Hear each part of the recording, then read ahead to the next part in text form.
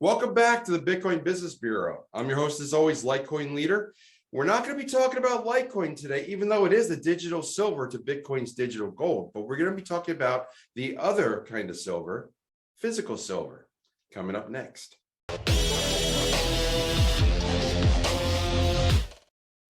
Okay, so here's the basic premise of today's what if.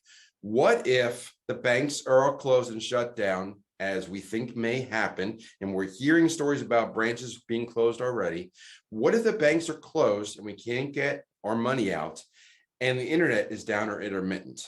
Well, that's the question I get a lot, and that's the question I get of like, how are we going to use a crypto if the internet is down? And that's typically the use case that people will say Litecoin and Bitcoin Cash are probably going to be the means of exchange. But if we can't get on the internet, what are we going to do? Of course, two crypto people can probably figure it out and send between two wallets as long as the phones work and transact accordingly. However, 90+% of the world are not into crypto yet. So what are we going to do if there's no internet and we can't, and the banks are closed, or we can't get cash out?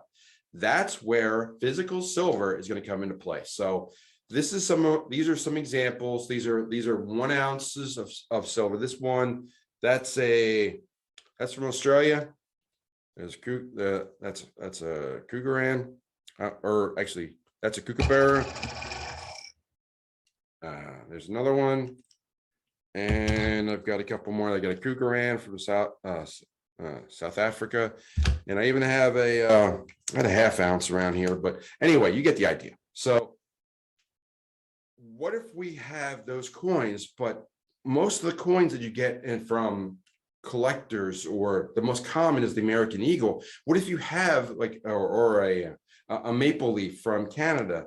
Those are 1 ounces of silver. If silver becomes the means of exchange, even just for a little while, the price is going to skyrocket, most likely.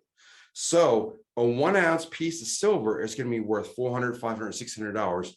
And who's going to have the ability to make change or want to? So the best thing to acquire, if you just for this what if scenario, just to have it on hand, just in case, to be prepared, is constitutional silver. And constitutional silver are these guys. These are quarters and dimes from before 1965. And that's constitutional silver. And here's a couple more examples. That's a Mercury dime right there. And there's an old style quarter. And the reason why you want those kinds of pieces, and I can hold them, man, this quarter feels so thin and so much lighter than the other ones, because it's actually, these are 90% silver. So as far as face value, okay, the rough calculation is that $1.40 of face value of the constitutional silver, this is quarters and dimes before 1965, $1.40 is 1 ounce of silver, because these are 90% silver. Now, the reason why you want to have dimes and quarters are because these are well-known denominations that everyone can recognize and say, oh, it's a dime. That is, 14 dimes makes 1 ounce of silver. So let's just say, I'm going to pick a number, multiple of 14, and say, let's say silver is $420 an ounce.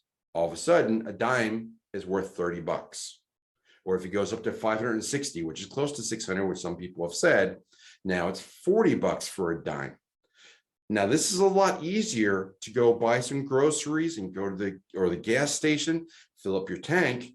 Yeah, you can't really, you can't shave off more than that, but for this little piece of metal is worth $40. Now you can go to the coin shop and you can get 14 of these for about $25, give or take, maybe $30. So just from a preparation standpoint, just to have a little bit of money on hand that people will accept. And if these go up in value, imagine, taking $100, not financial advice, but if you want to be prepared and just have a what if scenario covered, let's just say you took $100 and bought 4 ounces of constitutional silver coins. So that would give you at 56 dimes roughly. So that's $5.60 of face value of silver for about $100, give or take. It might be a little bit more, it might be a little bit less. I'm just, giving you a ballpark. But for roughly $100, you can have about 50 dimes that could be worth 30 to 40 bucks each. And in the event of an emergency where that might happen, that $100 might become $1,500 or more. And you have the ability to go fill up your tank if you can get some fuel, or you can get groceries, which is going to be much more important to get just for having those 50-ish dimes. So not financial advice, but just something to think about. If you go down that rabbit hole of the what if the internet is out and we can't get to the banks, having money on hand that everyone can recognize and accept in the smallest denomination, and the other thing is that these things are rarely, if ever, I would say the amount of counterfeit dimes from this age period almost non-existent, because it costs more to make them counterfeit than it's worth.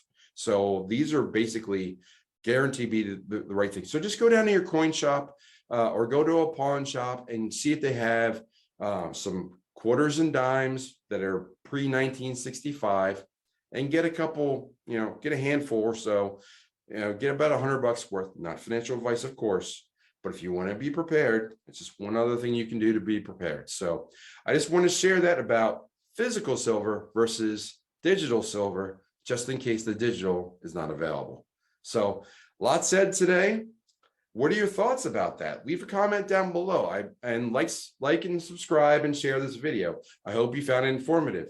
So if you have a question about silver or you want to contact me, leave a comment down below. Please share this video. And with all that said, I'm going to close the drawer in the bureau, say follow the leader, and I'll see you next time. Take care.